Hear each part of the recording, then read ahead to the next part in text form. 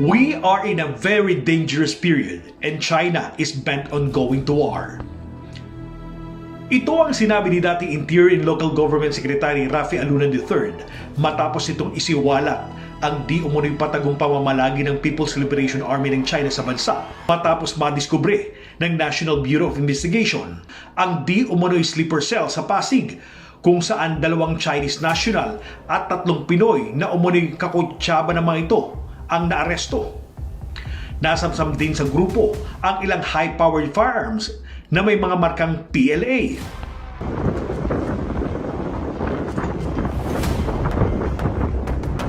Chinese naval warship System 1 is Philippine Navy warship Lima Sierra 507. In accordance with collision regulations, you are violating rule number 7 and endangering our safe navigation by blocking our course line. Nangyari ito habang patuloy ang pambubuli at pananakop ng bansang China sa teritoryo ng Pilipinas sa South China Sea, kabilang ang Mischief Reef, Spratly Islands at Scarborough Shoal, bilang bahagi ng lumalalang tensyon sa pagitan ng China at Amerika. If China wants to be the next superpower, it has to dislodge the US. It will have to come to a showdown one of these days.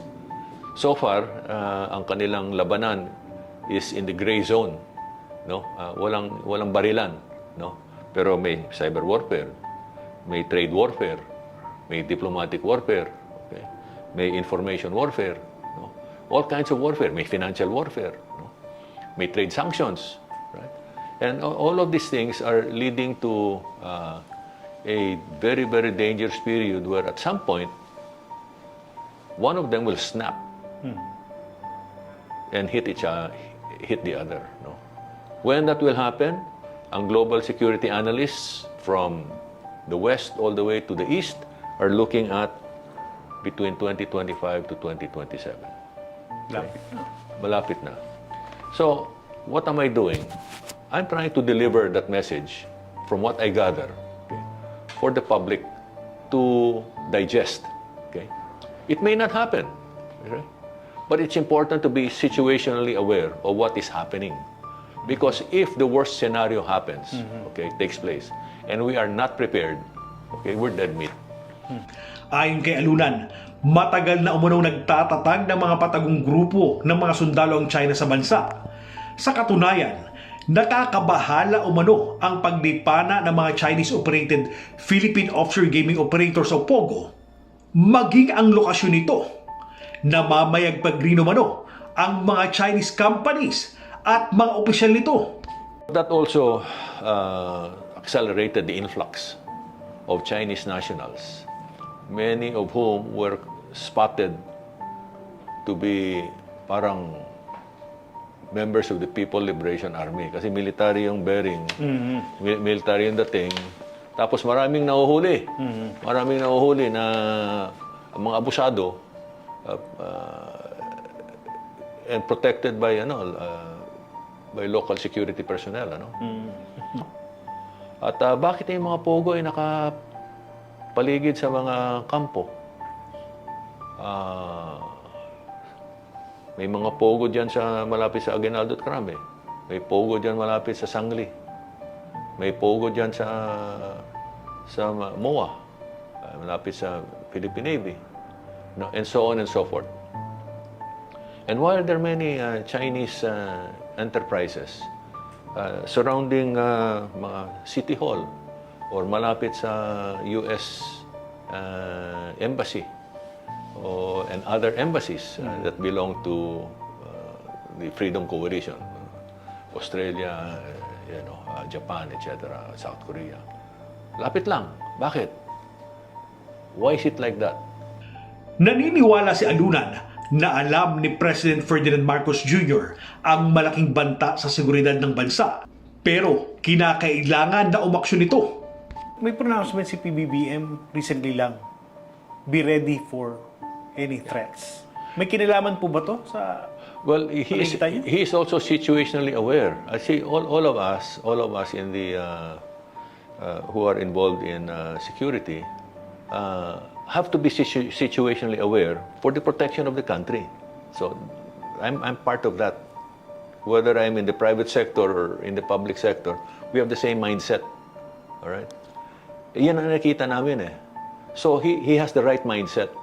What he has to do now is to mobilize the entire government, okay, to move towards one objective in preparing the country for safety, security, and survival for the worst case. Okay. What is that worst case? They have to figure that out. Kailangan i-war game nila yan. Nagbabala rin si Alunan sa posibilidad na isabotahin ng China ang power supply ng Pilipinas sakaling lumala ang sitwasyon sa West Philippine Sea. Bagamat hindi diretsahang tinukoy ni Alunan, ang National Grid Corporation of the Philippines o NGCP ay ang pinakamalaking power transmission company ng bansa kung saan 40% nito ay pag-aari ng State Grid Corporation ng China habang ang 60% ay sa mga negosyanteng Pilipino. Matatandaan nitong July 2023, pinaburan ni Pangulong Ferdinand Marcos Jr. ang pag-iimbestiga ng ilang senador sa NGCP dahil sa kakulangan ng kuryente at sa isyung pambansang seguridad ng bansa. What could happen to us? Would it be a direct invasion? Or would it be an attack on systems? Right? For example, the grid. If the grid is shut down, and if they're capable of shutting it down by remote control, okay, everything shuts down.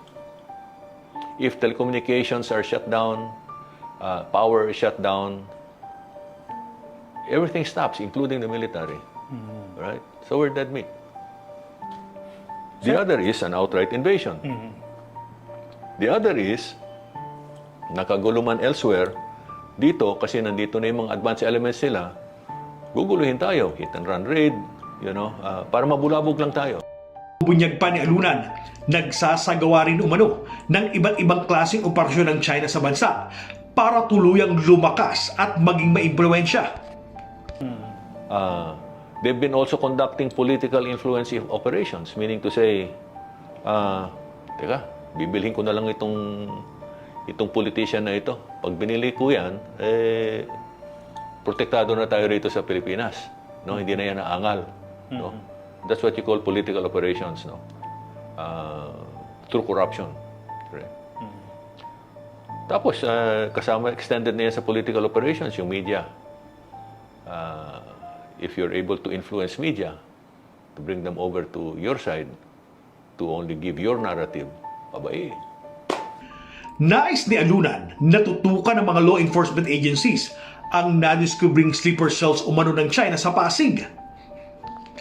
Gayon din ang Communist Party of the Philippines at National Democratic Front na may iisa umanong adhikain. To what extent are they aware of the problem? I would like to assume that they're aware. Hindi lang nila sinasabi for operational security reasons. No? But the thing is, there's a proliferation kasi of mainland Chinese. At tuloy-tuloy yung kanilang pogo operations. At the main concern there is that nahaluan na yung mga tao diyan sa pogo, ng mga pogo, ng militar, ng People's Liberation Army at ng Communist Party of China. No? We're also aware that United Front building continues. Yan ang ginagawa ng China all over the world, United Front building. Iyan din ang ginagawa ng CCP dito at NPA. Meron silang NDF. Yun ang United Front nila. So, it stands to reason that they will reach out to each other kasi they have the same ideological mindset. No? Tutulungan tayo rito. Ano bang layunin ng government ng CCP at NPA to take over the Philippine government, di ba? Anong layunin ng Communist Chinese Party at PLA to be able to subjugate countries? Ayon naman sa PNP, nakikipag-ugnayan na sila sa iba pang law enforcement unit sa pag-iimbestiga ng di umano'y sleeper cells. Inamin ni PNP Chief Benjamin Acorda na nakakabahala ang impormasyong ito. Mariing namang tinutulan at kinundina ng Embahada ng China ang wala umanong basehang aligasyon at malisyosong pagpapakalat umano ng mga sleeper cells ng China. Bagamat walang pinangalanan ang Chinese Embassy, sinabi nito na mula ito sa irresponsible words and deeds of relevant Filipino individuals. Resback naman ni Alunan sa Chinese Embassy. Okay, what they say and what they do are two different things. Simple as that. They can say anything, they can say anything they want, all right? But their behavior is the one that we're looking at. Their words mean nothing. It's what they do that matters. Giit ni Alunan, bagamat nalalagay ang ating bansa sa alanganin, hindi raw tayo pwedeng umasa sa kaalyadong bansa na Amerika. It's always good, whether we have a mutual defense treaty or not, all right? It's always good to stand on our own 2 feet. Because sometimes the allies may not be available when you need them. You know? Like in World War II, for example, the Americans were here, right? They had, what? How many thousand troops? 40,000 troops in all 3 branches, Air Force, Army, Navy, Marines, right? But how come help never came after Pearl Harbor? How come Bataan and Corridor fell? How come we ended up with the death march and the surrender of thousands of Americans and Filipinos? Because America decided to send their war-fighting material to Europe first. Nahuli tayo. They came much later, no? And we were able to liberate ourselves with the help of the Americans, but it took what? 5 years. Okay. So we have to think along those terms, no? We have to fight based on our history. We have to fight on our own 2 feet, like all other countries, no? They depend on themselves to stay alive. They also strengthen their alliances. So in the event that you need help, foreign help, you have an alliance to fall back on. Dahil sa posibleng banta sa seguridad ng bansa, kinakailangan umaksyon ng national government at mga local government units gaya na lamang ng bansang Taiwan. We're talking now about whole of government and whole of nation approach, ano? Ang whole of government will require national government authorities and local government authorities to be working seamlessly, all right? And together, they reach out to society in general, okay, to mobilize them. If society sees that government is not united, it's going to be very difficult to motivate society to work. Ang mamamayan ng Taiwan, they're into first aid, developing their first aid skills, their shooting skills, no? They're stockpiling. They're stockpiling food, water, medicines, no? And all kinds of commodities that they will need for their long-term survival. And they're putting them in safe places already, no? So, in other words, they're getting ready for a very, very difficult period. Most of us have not encountered war. And most of us don't have that mindset, no? But people like us who've gone through it or who have seen it or are aware of the dangers are very, very concerned that if we're unable to generate the kind of awareness needed by the people, we're going to have a very hard time securing them. So that's why as early as now, we have to feed the people the right information, accurate and timely information, so that they don't panic.